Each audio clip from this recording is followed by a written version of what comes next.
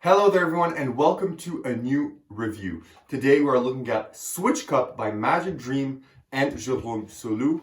Let's roll the intro and get into the review.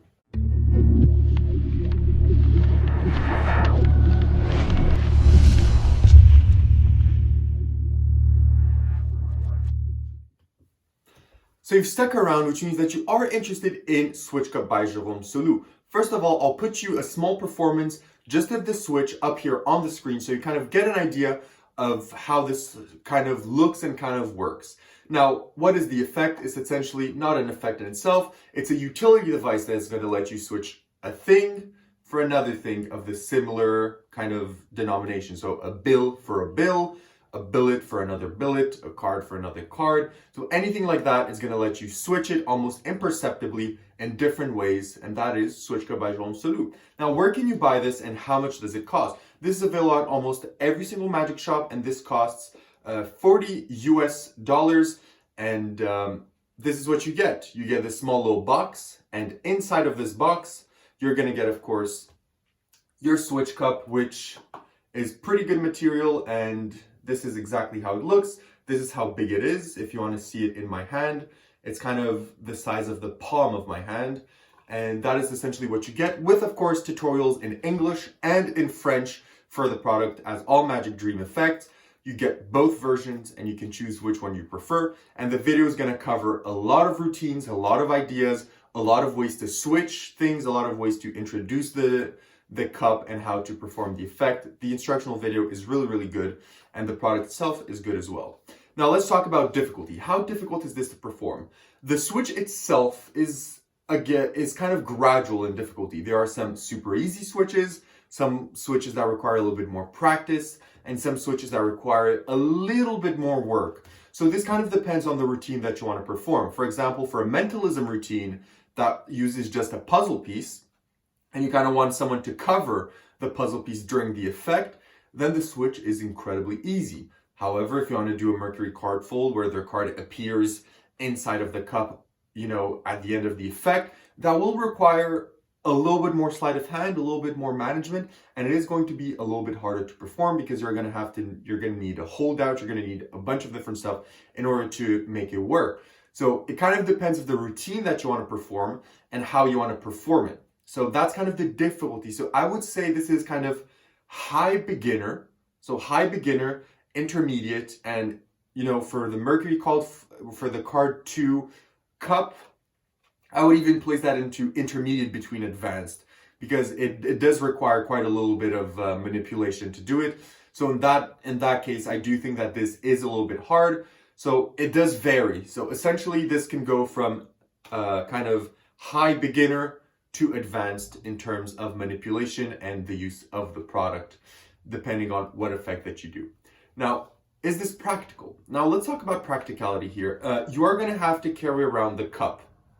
So you're going to have to carry around a whole cup with you when you want to perform this. And not just the cup, because if you want to do an effect with puzzle, you're going to have to carry around the whole puzzle. If you do an effect with, let's say, cards, you're going to have to carry around a deck of cards, and etc. So whatever you want to use this for, you're going to have to carry around the special thing that you want to kind of work with the product. So a bill, whatever, you're going to have to carry that extra with you. So this is not something that you would want to use as your everyday carry, of course, because you're not going to just put a cup in your pants and then go to someone on the street and show them that you have a cup. You're not going to perform it like that.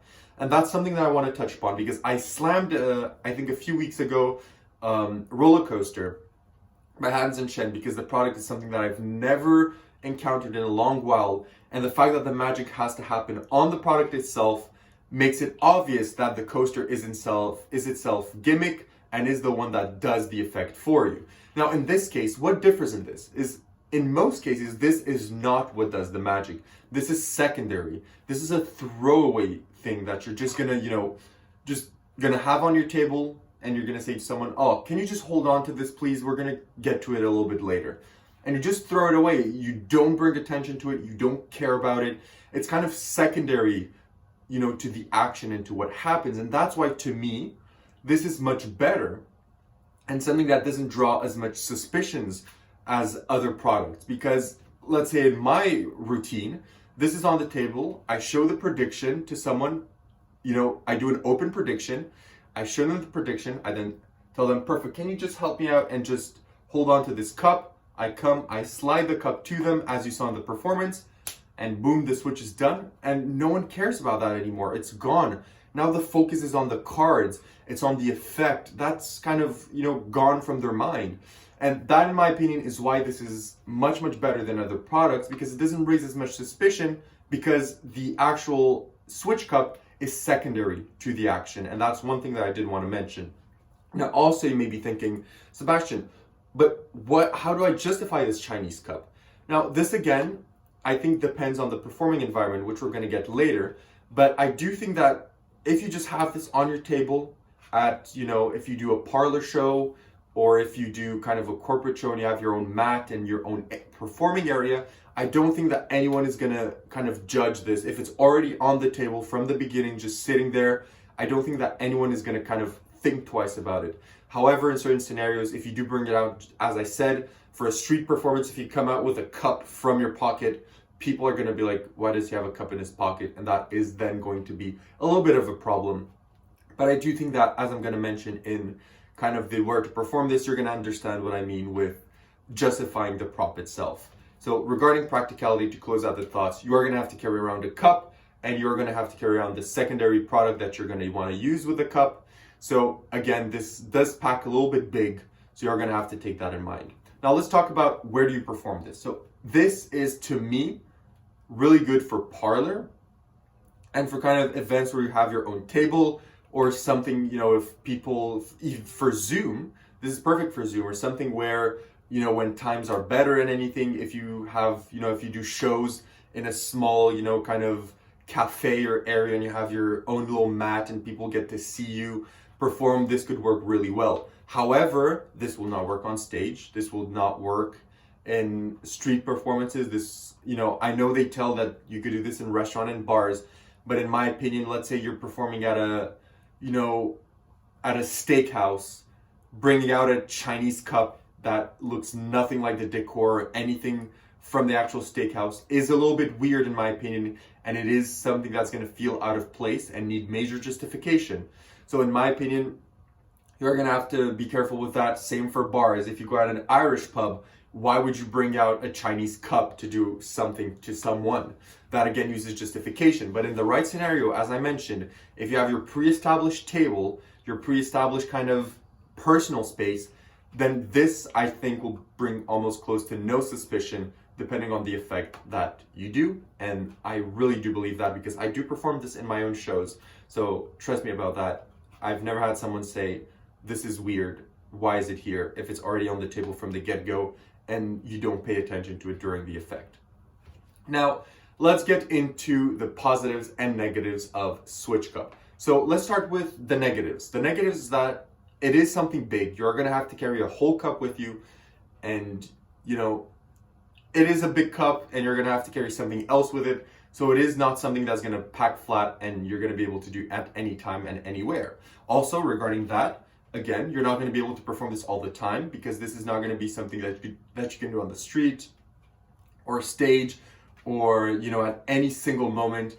This is going to be, in my opinion, this again is just for me, you are going to need your own little setup beforehand where the cup is already present from the start of the trick, and that is why I think that is not going to be able to perform anywhere. Another thing is also that if you want to perform the card to impossible location, as mentioned, you're going to need a holdout. You're going to need to build a small extra, small gimmick, if I may say so, in order for that to work. So depending on the effects that you do, you're going to have to work a little bit harder for certain effects if you want to achieve, especially the card to impossible location. So that's something that you want to do. You are going to have to put a little bit of time and effort into actually getting this to work perfectly. Maybe if you just want to do card to impossible locations, maybe something like Vision Box is something that you could look into a lot better. Now let's talk about the positives. What are the positives? The positives are the switch is really, really imperceptible. I saw some people say that the sound it makes is a little bit weird and that it's heard, but I honestly have never had a problem with that, especially in how I do the switch. The sound is imperceptible. It has a wide array of switches you can do. You can dump the thing out. You can pick it up and hand it over. You can slide it over. You can just slide it off, and to the spectator, there's so many ways that you can actually perform the switch, which is really, really good because it lets you kind of shape your routine in different ways regarding your environment. Let's say you're doing something that is, 360 degrees. Maybe you're not going to want to use a specific switch because the angles don't work. You can use another one. So it lets you adapt to your performing environment. Another positive is that it is really well made, and I don't think that it's going to run out on you anytime soon. Another positive is that this is going to let you switch any kind of smallish object. So there's a lot of objects that you can actually switch with this. So it opens up a lot of array of possibility regarding how you perform this. And I really, really want to emphasize how good the puzzle routine is. So I just want you to think that you have a puzzle with a missing piece. You have a big jar with like 1,000 other pieces.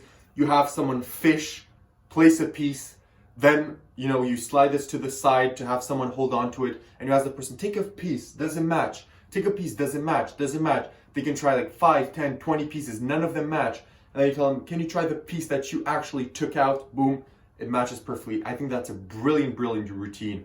I think that is really, really good.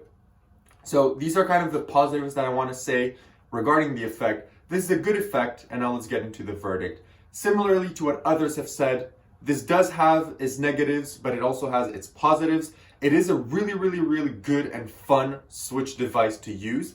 It is something that I use myself, so I'm going to give this an 8 on 10. It is good, but it does has, as I mentioned, it does have a lot of caveats as well, which do need mentioning and do need treating and kind of, acknowledging. You can't just brush those aside. This is still a really, really, really good product, something that I think that if you're interested in, you are going to use and absolutely be pleased with. So I'll give this an 8 on 10. Thank you so much for watching. Put your comments down below. Tell me what you like, don't like about the product.